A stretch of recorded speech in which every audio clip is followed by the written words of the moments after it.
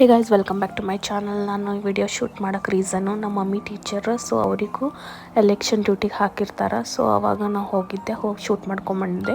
Last year ಅಂತೂ ಹೇಳೋಕ್ಕಾಗ್ಬಾರ್ದು, ಅಷ್ಟು ಮಳೆ, ಅಷ್ಟು ಜನ ಎಷ್ಟು ಕಷ್ಟಪಡ್ತಾರಂದ್ರೆ ಹೇಳೋಕ್ಕಾಗಲ್ಲ. ಜನಸಾಮಾನ್ಯರು ಇಷ್ಟೆಲ್ಲ ಕಷ್ಟಪಟ್ಟು ಎಲ್ಲ ವರ್ಕ್ ಮಾಡಿ ನಾವು ಸೆಲೆಕ್ಟ್ ಮಾಡಿದ್ದಕ್ಕೂ ನಮ್ಮ ನಾಯಕರು ಚಲೋ ಇದ್ರೆ, ಚಲೋ ವರ್ಕ್ ಮಾಡಿದ್ರೆ ಚಲೋ ಅಂತೀನಿ. ಸೊ ನೋಡ್ಬೋದು ಈ ಥರ ಎಲ್ಲ ಸೆಟಪ್ ಮಾಡಿದ್ರು. ಭಾಳ ಅಂದ್ರೆ ಭಾಳ ಬಿಸಿಲಿತ್ತು, ಅಂದ್ರೂ ಇಷ್ಟು ಜನ ಕೆಲಸ ಮಾಡ್ತಿರ್ತಾರೆ. ಸೊ ನೋಡ್ಬೋದು ಹಿಂಗಿತ್ತು ನಮ್ಮೂರಾಗ. ಫೈನಲಿ ಓಟ್ ಹಾಕಕ್ಕೆ ಹೊಂಟೀವಿ. ಈಗ ಮಧ್ಯಾಹ್ನ 3:30 ಕೆಟ್ಟ ಬಿಸಿಲೈತಿ. ನಿಮ್ಮ ಊರಾಗ ಹೆಂಗೈತೆ ಹೇಳ್ರಿ.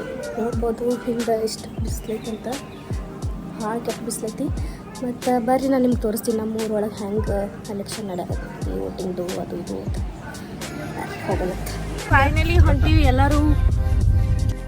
ಸೊ ಹೇಳಿದ್ನಲ್ಲ ಫ್ರೆಂಡ್ಸ್, ನಮ್ಮ ಮಮ್ಮಿ ಟೀಚರ್ ಇರೋದ್ರಿಂದ ಅವರಿಗೂ ಎಲೆಕ್ಷನ್ ಡ್ಯೂಟಿ ಹಾಕ್ತಾರೆ. ಪ್ರತಿ ಎಲೆಕ್ಷನ್ಗೂ ಅವ್ರು ವರ್ಕ್ ಮಾಡ್ತಿರ್ತಾರೆ.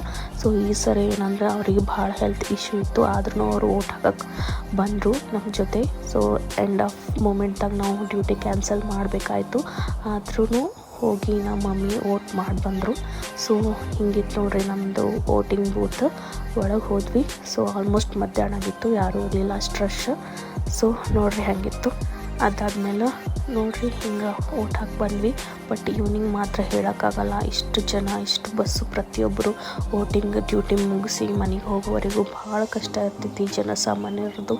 ಸೊ ನಾನು ಕಣ್ಣಾರೆ ನನ್ನ ಮತ ನನ್ನ ಹಕ್ಕು ಮುಗಿತು, ಮನೆಗೆ ಹೊಂಟೀವಿ. ಸೊ ಇದಾಗಿತ್ತು ನಮ್ಮ ಎಲೆಕ್ಷನ್ ಮಿನಿ ವ್ಲಾಗ್.